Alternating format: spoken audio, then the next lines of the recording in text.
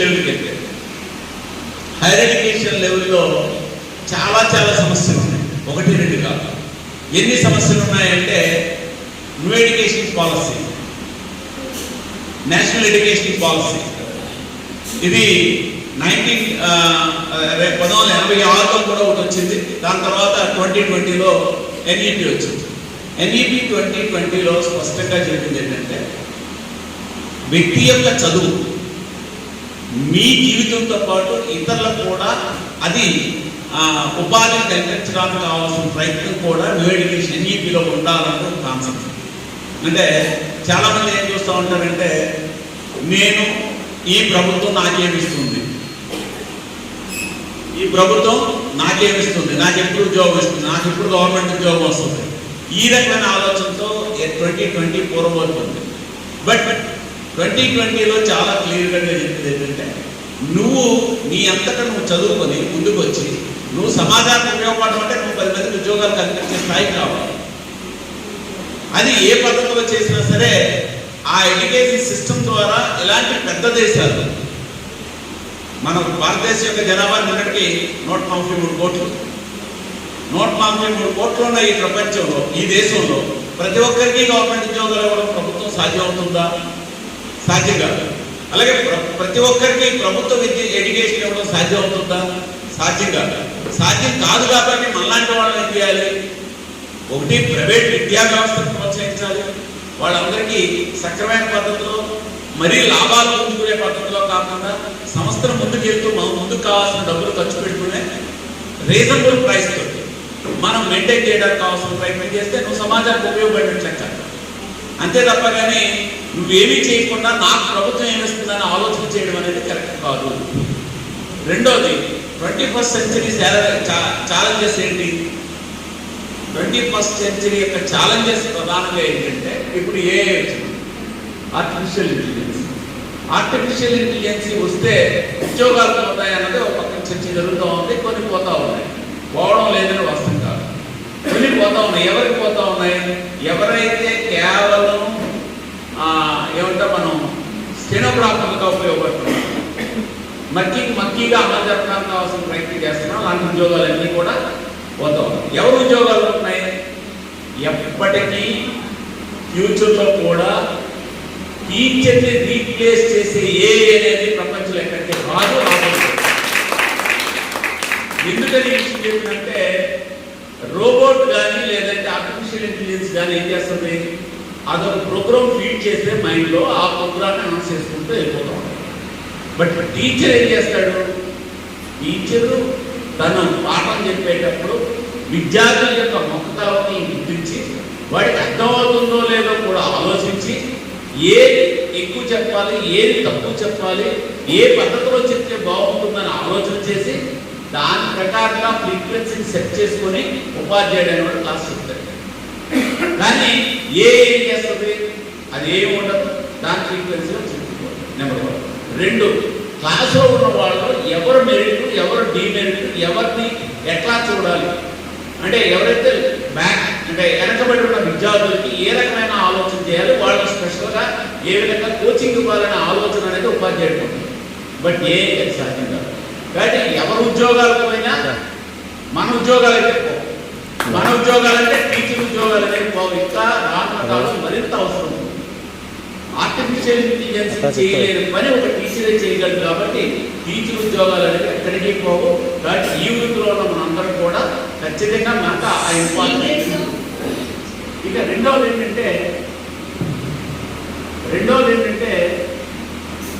21st సెంచరీలో ఉండే సమస్యలు మనం చూస్తే ప్రైవేట్ విద్యా వ్యవస్థలో చాలా చాలా సమస్యలు పడుతాం. గవర్నమెంట్ ఆలోచన విధానం ఒకలాగా ఉంటే మన ప్రైవేట్ విద్యా వ్యవస్థ యొక్క ఆలోచన విధానం కొరకుగా ఉంటాం.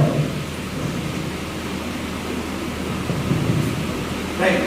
కాబట్టి ఎన్ని సమస్యలు ఉన్నాయి అని ఏకరవ పెడితే చాలా చాలా సమస్యలు ఉన్నాయి. ఫర్ ఎగ్జాంపుల్ మనం ఫీజు రీఎంబర్స్మెంట్ గురించి చూద్దాం. ఫీజు రీఎంబర్స్మెంట్కి సంబంధించి దీన్ని RTF అంటారు, reimbursement of tuition fee. 2 FTF అంటారు, మెయింటెనెన్స్ ఫీజ్. ఇది గత ప్రభుత్వం నుంచి గతం నుంచి కూడా సెంట్రల్ గవర్నమెంట్ నుంచి కూడా స్వాతంత్రం వచ్చిన దగ్గర నుంచి కూడా వివిధ రూపాల్లో ఉన్నాయి. ఏ రూపంలో ఉన్నాయి? ఒకటి మెయింటెనెన్స్ ఫీజు ఏదైతే ఉందో విద్యార్థి స్కూల్లో చదువుకోవాలంటే కాలేజీలో చదువుకోవాలంటే ఆర్థిక స్థితిగతులు సరిపోవు కాబట్టి వాళ్ళందరూ కలిపి కొంతమంది స్టూడెంట్స్కి మనం డబ్బులు ఇస్తే వాళ్ళంతా వాళ్ళు ముందుకొని కాలేజీలకు రావడానికి దాన్ని ఎంపీఎఫ్ అంటాం, ఆర్ ఎస్ఎంఎస్ అంటాం, స్టూడెంట్ మేనేజ్డ్ హాస్టల్.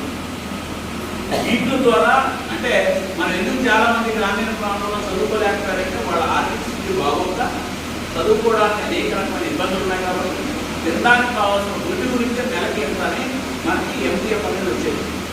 ఈ ప్రభుత్వాలు వచ్చిన తర్వాత లాస్ట్ ప్రభుత్వం నేను ఇస్తానని చెప్తే రెక్కొట్టింది. ఈ ప్రభుత్వం ఎంపీఎఫ్ అనే మాట ఈ 2-3 సంవత్సరాలు ఎక్కడ ఎక్కలేదు. అంటే ఆల్రెడీ ఒక హక్కును విద్యార్థులు కోల్పోయింది. ఇక రెండో ఎంపీఎఫ్ బదులు రెండోది RTF, reimbursement of tuition fee అంటారు. దీనిలో గత గవర్నమెంట్ ఏం చేసిందంటే ఫుల్ ఫీజు రీఎంబర్స్మెంట్ అంటాం. అంటే ఇంజనీరింగ్ కాలేజీలు కానీ మిగతా అన్నింటికి కూడా ఫుల్ ఫీజు రీఎంబర్స్మెంట్ పెడతామని ప్రభుత్వం చెప్పింది. అంటే ఇంజనీరింగ్ కాలేజీలో ఇంజనీరింగ్ కాలేజీ 1,20,000 అయితే ఆ 1,20,000 కూడా మేమే ఇచ్చేస్తాం.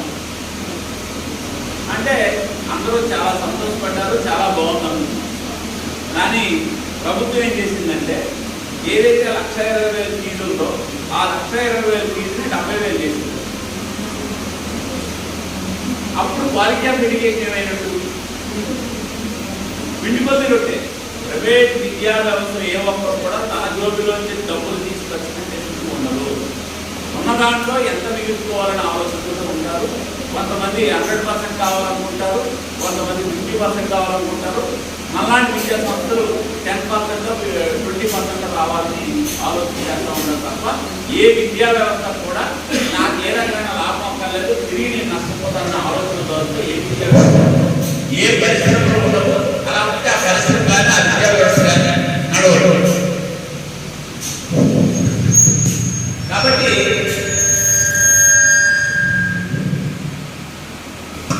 కాబట్టి ఈ ఫుల్ ఫీజు రియంబర్స్మెంట్ వచ్చిన తర్వాత క్వాలిటీ ఆఫ్ ఎడ్యుకేషన్ పడిపోయింది. గతంలో ఉంటే తెలుగుదేశం గవర్నమెంట్లో అయితే ఏం చేసేవారంటే మీ ఫీజు ఎంత అంటే ఉండండి, ఒక స్లాబ్ సిస్టమ్ ఉండేది. డిగ్రీ కాలేజీలో ఫీజు ఎంత ఉన్నా 20,000 వరకు మాత్రమే డిగ్రీ అండ్ పీజీ వరకు రిటర్న్ ఇస్తాం తప్ప మిగతా స్టూడెంట్నే పెట్టుకోమన్నారు. ఈయన జగన్ గారు ఏం చేశారు, అలా కాదు నేను ఫుల్ ఫీజు రియంబర్స్మెంట్ ఇస్తానని చెప్పి 20,000 ఉండేది కూడా 10,000, 12,000 చేశారు. ఫర్ ఎగ్జాంపుల్ మీ గురించి చూద్దాం. గవర్నమెంట్ నిర్ణయించిన ఫీజు 9,000. 9,000తో బీఈడి కాలేజ్ ఎవడన్నా రన్ చేస్తాడా? ఎంఈడికి 10,000 సాధ్యం అవుతుందా? అంటే అనాలోచిత విధానాలతో ఫీజు ఫిక్స్ చేసి జనాలకు నెట్టివేయబడితే ఏమవుతుంది? లాస్ట్కి విద్యా వ్యవస్థలో ఎవరు కూడా చేతులు పెట్టుకోలేదు. కాబట్టి ఖచ్చితంగా ఫీజులు వసూలు చేస్తారు. ఈ పేరు చెప్పి మిగతా కాలేజీలు ఏం చేస్తాయి? 10,000, 70,000, 80,000, 1,00,000 చేస్తాయి. మీకు కొన్ని కాలేజీలు రీజనబుల్ ప్రైస్ తీసుకెళ్ళడానికి అవసరం ప్రయత్నం చేస్తాయి. అంటే ఫుల్ ఫీజు రియంబర్స్మెంట్ తీసుకొచ్చిన తర్వాత చాలా చాలా ఇబ్బందికరమైన పరిస్థితులు ఉన్నాయి. రెండోది ఏంటి, ఆ ఫీజు రియంబర్స్మెంట్ కూడా ఇన్ టైంలో వేయకపోవడం. లాస్ట్ 3 years నుంచి నిన్న కూడా ఒక లీగల్ డిస్కషన్లో పాల్గొన్నాం. లాస్ట్ 3 years నుంచి ఫీజు రియంబర్స్మెంట్ అనేది వేయలేదు. ఎందుకు వేయలేదంటే ప్రభుత్వం దగ్గర డబ్బులు లేవు. ఎందుకు ప్రభుత్వం దగ్గర డబ్బులు లేవంటే ప్రభుత్వానికి వచ్చే ఇన్కమ్ కన్నా ఎక్స్పెండిచర్ చాలా ఎక్కువగా ఉంది. ఉచిత హామీ పథకాలన్నీ కూడా ఇచ్చి మన దగ్గర డబ్బులు లేవు. ఇప్పుడు ఏం చేస్తున్నారు, అన్ని అప్పులు చేసి ఇస్తున్నారు. లక్షల కోట్ల రూపాయలు అప్పులు చేస్తున్నారు. రానున్న కాలంలో రానున్న జనరేషన్ చాలా ఇబ్బందికరమైన పరిస్థితి. సో మనకున్న ఆస్తి అప్పు బేరీలు వేసుకొని పనిచేసినప్పుడు దానికి వచ్చే రిజల్ట్ వేరుగా ఉంటుంది. కానీ అలా ఆలోచించకుండా చేసినప్పుడు రేపు హైయర్ ఎడ్యుకేషన్లో ప్రాబ్లం వస్తుంది. దానికని ఏం చేశారు, అసలు పీజీ విద్యార్థులు స్కాలర్షిప్ తీస్తారు. ఇప్పుడు ఏమైంది, ఎవరైతే పీజీ చదివే విద్యార్థులు ఉన్నారో వాళ్ళందరూ కూడా పీజీలో ఎంట్రన్స్లోనే వెళ్ళలేకపోతున్నారు. ఫర్ ఎగ్జాంపుల్ నిన్న పీజీ సెట్ టోటల్గా అప్లై చేసిన వాళ్ళు చూస్తే ఫిజిక్స్ సబ్జెక్టులో యూనివర్సిటీలో 850 సీట్లు ఉన్నాయి. ప్రైవేట్ కాలేజీలో కాదు చెప్పేది. మనకున్న 10 యూనివర్సిటీలో టోటల్గా 850 సీట్లు ఫిజిక్స్లో ఉంటే 650 మంది అప్లై చేశారు. ఇక ప్రైవేట్ కాలేజీలో 1000 సీట్లు ఉన్నాయి. ఎందుకని ఈ విద్యార్థులు వెళ్ళట్లేదు అంటే పీజీ విద్యార్థులు స్కాలర్షిప్ ఇవ్వట్లేదు. గ్రామీణ ప్రాంతం వచ్చిన బడుగు బలహీన వర్గాలకి ఎస్సీ ఎస్టీ బీసీ వర్గాల పిల్లలు పీజీ చదువుకోవడానికి ఎక్కడో దగ్గరలో 5,000 10,000 జీతం కావాలని చేస్తారంటే ఖచ్చితంగా మనం నుంచి ఎక్కడ ఒక ఉద్యోగం చేసుకోవడానికి వాళ్ళు ప్రయత్నం చేస్తారు. కాబట్టి ఆటోమేటిక్ ఏమైంది, పీజీకి వెళ్ళే అవకాశం లేకుండా పోయింది. అది ఈ రోజు సమస్యను వాళ్ళు నేనేమంటున్నా అంటే ఈ రోజు సమస్య కాదు, రానున్న కాలంలో ఖచ్చితంగా రేపు పొద్దున్న పీజీ చదవకపోతే జూనియర్ కాలేజీకి, డిగ్రీ కాలేజీకి, బీఈడీ కాలేజీకి లెక్చర్స్ ఎక్కడి నుంచి వస్తారు? అంటే లెక్చర్స్ అందరినీ రాకుండా నష్టం చేసినట్లయితే అంటే రానున్న కాలంలో టీచర్ వృత్తికి చాలా చాలా డిమాండ్ ఉంటుంది. ఇప్పటికే చాలా డిమాండ్ వచ్చింది. ముఖ్యంగా ఈరోజు సోషల్ టీచర్స్ దొరకట్లా. మేము చాలా ప్రయత్నం చేస్తున్నాం. ఎందుకంటే సోషల్ చెప్పేవాళ్ళు లేదు. ఎందుకు లేరు అంటే డిమాండ్ అండ్ సప్లై దాంట్లో ఎక్కువ శాతం ఎంపీసీ బైపీసీకి ఇంపార్టెన్స్ ఇచ్చి ఆర్ట్స్ విద్యార్థులకు ఇంపార్టెన్స్ ఇవ్వకపోవడం చేత ఆ ఏ రకమైన ఉద్యోగాలు రాలేనప్పుడు నేను ఎందుకు చదవాలని వాడు ఎక్కడికి వెళ్ళిపోయినప్పుడు ఎవడు డిగ్రీ లెవెల్లోనే బిఏ ఆర్ట్స్ లో చదివేవాడు లేడు. కాబట్టి ఆల్రెడీ ఆర్ట్స్ వాళ్ళకి వచ్చింది. రెండో నష్టం పీజీ విద్యార్థులకు స్కాలర్షిప్ ఇవ్వకపోవడం వల్ల వచ్చింది. అసలు రానున్న కాలం పరిస్థితి ఎట్లా ఉంటుందో తెలియని పరిస్థితి. ఇక మూడో బండ వేసింది రాష్ట్ర ప్రభుత్వం, సింగిల్ మేజర్ సబ్జెక్ట్ తీసుకొచ్చింది. అంటే గతంలో మేము చదివేటప్పుడు ఎంపీసీ విద్యార్థులు అయితే ఇంటర్మీడియట్ ఎంపీసీ చదివినాడు, బీఎస్సీ ఎంపీసీ చదివేవాడు. ఎంపీసీలో 3 సబ్జెక్టులో కంప్యూటర్స్ అయితే కంప్యూటర్స్ అన్ని 3 కలిపి ఉండేది. ఈ రోజు అది పనిచేయదు, ఒకే ఒక సబ్జెక్ట్. ఆ ఒక సబ్జెక్ట్ ఏంటి, ఏది డిమాండ్ బాగుందో దాన్ని అంటారు. ఫర్ ఎగ్జాంపుల్ మన కాలేజీ తీసుకుంటే డిమాండ్ ఎక్కువ ఉన్న సబ్జెక్ట్ కంప్యూటర్స్, అంటే బీఎస్సీ కంప్యూటర్స్కి వెళ్తున్నాను. రెండో డిమాండ్ ఏంటి, కెమిస్ట్రీ, బీఎస్సీ కెమిస్ట్రీకి వెళ్తున్నాను.